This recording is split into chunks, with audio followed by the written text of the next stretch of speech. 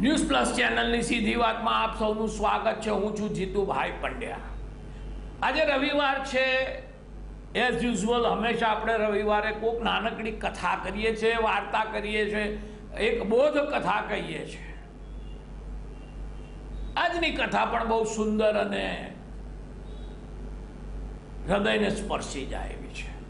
એક નાનકડું ગામ હતું નર્મદા કિનારે, થોડી જ વસ્તી હતી। એ ગામના કિનારે નર્મદા નદીના કિનારે એક ભવ્ય જૂનું ખંડેર જેવું શિવ મંદિર હતું। ક્યાંકથી ફરતા ફરતા એક જોગી, એક બાબા ત્યાં આવ્યા। મંદિર જોયું, ભવ્યતા જોઈ મંદિરની, ત્યાં વસી ગયા અને અદ્ભુત તપ હતું, અદ્ભુત ભક્તિ ભાવ હતો બાબાનો। બાબા ત્યાં વસ્યા અને 2-3 વર્ષમાં તો ગામ લોકોને પણ ઉત્સાહ આવી ગયો।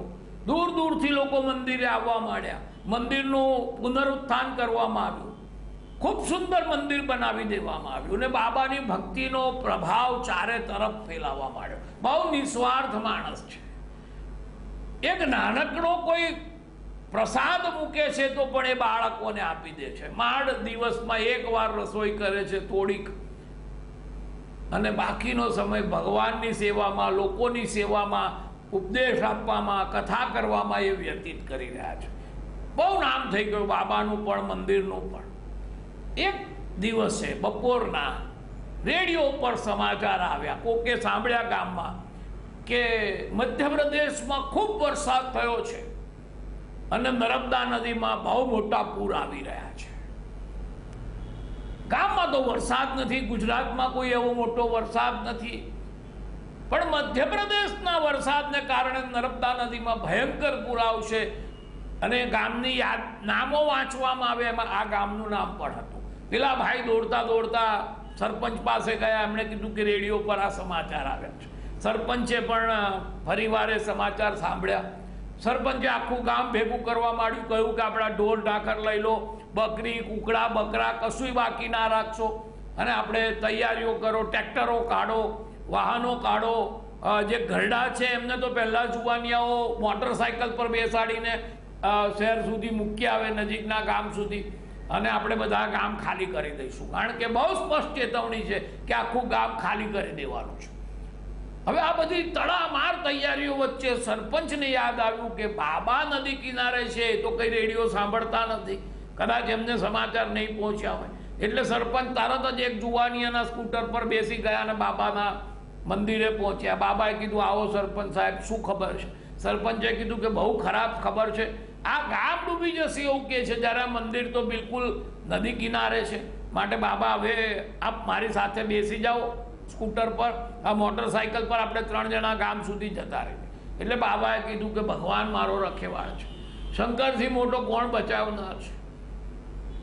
માટે સરપંચ સાહેબ તમે ચિંતા છોડી દો, હું આ મંદિર છોડીને આવવા નથી માગતો, અને બચાવવું હશે તો મને ભગવાન બચાવી લેશે, માફ કરો, હું તમારી સાથે નહીં આવું। સરપંચે થોડીક પ્રયાસ કરી જોયા, કહ્યું, બહુ સમજાવ્યા, બાબા 1 ના 2 નહીં થયા। સરપંચને આખું ગામ ખાલી કરાવવાની તૈયારીઓ કરવાની હતી, એટલે સરપંચે કીધું, બાબા છતાં ઈચ્છા થઈ જાય તો આપ આવી જજો ગામ સુધી, અમે તમને શહેરમાં લઈ જઈશું। બાબાએ કીધું, નિશ્ચિત થઈને જાઓ, મારે આ મંદિર છોડવું નથી। સરપંચ ગયા, આખું ગામ હિજરતની તૈયારીઓ થઈ રહી છે, એટલામાં તો મામલતદાર સાહેબની જીપ આવી ગઈ। એમણે કીધું, ચાલો સારું થયું, તમને આ ખબર પડી ગયા છે, તમે આ બધી તૈયારીઓ કરી લીધી છે, હવે તમે બધા ગામ આ નજીકના શહેરમાં જતા રહો, આ સ્કૂલમાં બધાના ઉતારાની વ્યવસ્થા કરી છે, સાંજનું જમવાનું પણ અમે આપીશું, એટલે જીવ બચાવો, તમે પ્રાણીઓ બચાવો, જીવ બચાવો, ઘર વખરી લેવા એટલી લઈ લો, અને અમે ટ્રકો પણ મંગાવી છે, થોડી વારમાં ટ્રકો આવશે, વધારાનો સામાન ટ્રકોમાં મૂકી દેજો, વગેરે વગેરે। અને આ વાત કરતાં જ એમને યાદ આવ્યું, એમણે કીધું, સરપંચ સાહેબ, બાબા ક્યાં છે? સરપંચ સાહેબે કીધું, ભાઈ સાહેબ શું વાત કરું, લેવા ગયેલો આટલી બધી માર ધમાલમાં, પણ એ નહીં આવ્યા। અરે સર, મામલતદાર સાહેબ કે ચાલો હું જઈને લઈ આવું। મામલતદારની જીપ બાબાના મંદિરે પહોંચી, બાબા બેઠા છે બિલકુલ નિશ્ચિત મને, નર્મદા નદીના કિનારે નર્મદાજીનો પાણીમાં જે વધારો થઈ રહ્યો છે એ જોતા નિશ્ચિલ મને બેઠા છે। મામલતદાર પગે લાગ્યા। મામલતદારે કીધું કે બાબા ચલો, આપણે આવવું જ પડશે, હવે આ તો સરકારે એલાન કરી દીધું છે કે ખાલી કરાવી દેવાનું છે, અને મારી જવાબદારી છે, તમને કંઈ થાય તો હું બધાને શું જવાબ આપીશ. એટલે બાબાએ કીધું કે મામલતદાર સાહેબ, આ સરકારનો હુકમ લોકો પર ચાલે, સાધુ પર ચાલે? હું નહીં આવું. બહુ સમજાવ્યા, નહીં માન્યા. અને પછી આ બધું સાજન માજન આખું ગામ ટ્રકો અને ટ્રેક્ટરો ને બધું લઈને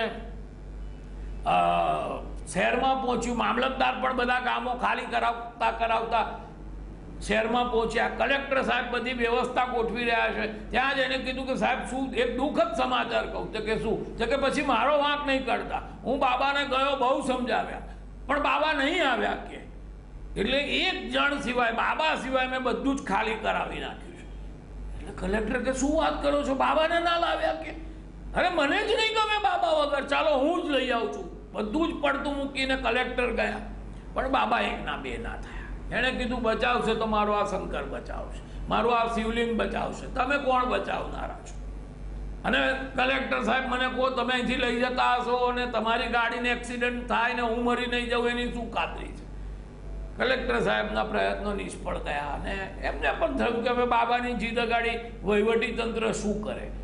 પાછા આવી ગયા અને પછી તો ભયંકર પૂર આવ્યું ને ગોળા પૂર આવ્યા. અને કલેક્ટર આખી પરિસ્થિતિનું નિયંત્રણ કરી રહ્યા છે કંટ્રોલ રૂમમાંથી.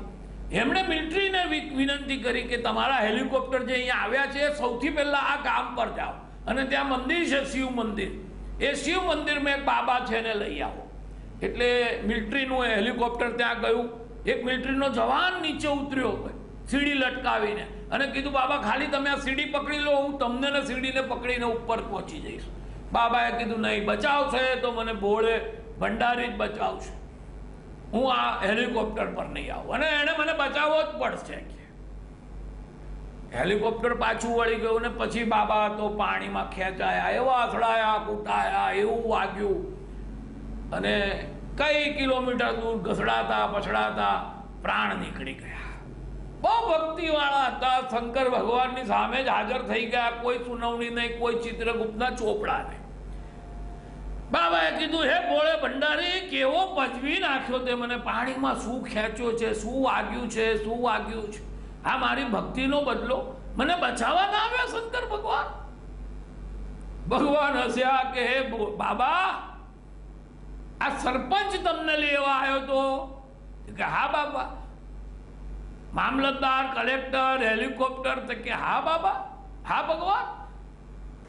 એણે કીધું કે એ બાબા તું મને શોધતો શોધતો એટલો આંધળો થઈ ગયો, તે જોયું નહીં સરપંચ તને લેવા આવ્યા એ હું જ હતો, મામલતદાર હું જ હતો, કલેક્ટર થઈને હું જ આવ્યો હતો અને હેલિકોપ્ટરમાંથી પહેલી વાર જિંદગીમાં ઉતર્યો તને બચાવવા માટે સૈનિક થઈને. પણ તે ના પાડી કે હું નહીં આવું તમારી સાથે.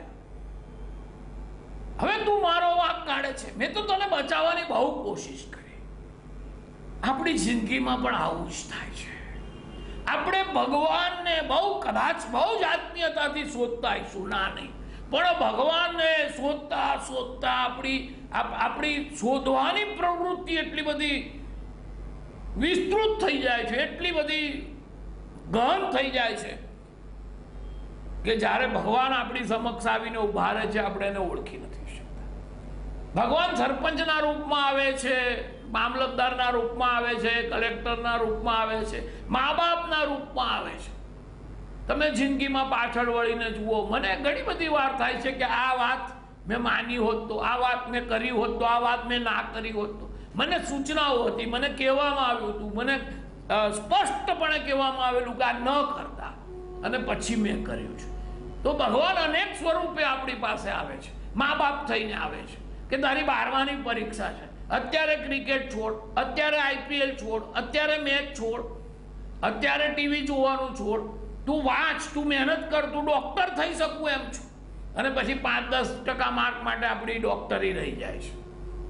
આપણે જિંદગીમાં નિષ્ફળ જતા રહીએ છીએ. જ્યારે જે કરવાનું છે એ આપણે કરતા નથી. અને કહેવામાં આવે છે, સમજાવવામાં આવે છે, કશું ખોટું કરવાનો ઈરાદા છે અને આપણને વારંવાર અંદરથી અવાજ આવે છે, આપણને સગાવાલા કહે છે, ભાઈબંધો કહે છે કે આ ન કરાય, અને આપણે કરીએ છીએ. તો આપણને ભગવાન પર શ્રદ્ધા છે, પણ આવેલા ભગવાન દેખાતા નથી. ભગવાન અનેક સ્વરૂપે આવે છે. ભગવાન સગાવાલા થઈને આવે છે, પત્ની થઈને પણ ને પતિ થઈને પણ આવે છે, અને આપણે એને પછી ઓળખતા નથી. આપણી પ્રક્રિયા શોધવાની થઈ ગઈ છે. ભગવાનને શોધ્યા કરીએ છીએ, આવેલા ભગવાનને આવકાર આપવાનું આપણને સૂચતું નથી. ભગવાનને શોધીએ, પણ આવેલા ભગવાનને ઓળખવા માટે આંખો ખુલ્લી રાખીએ. સીધી વાતમાં આજે બસ આટલું જ. આવતીકાલે ફરી મળીશું.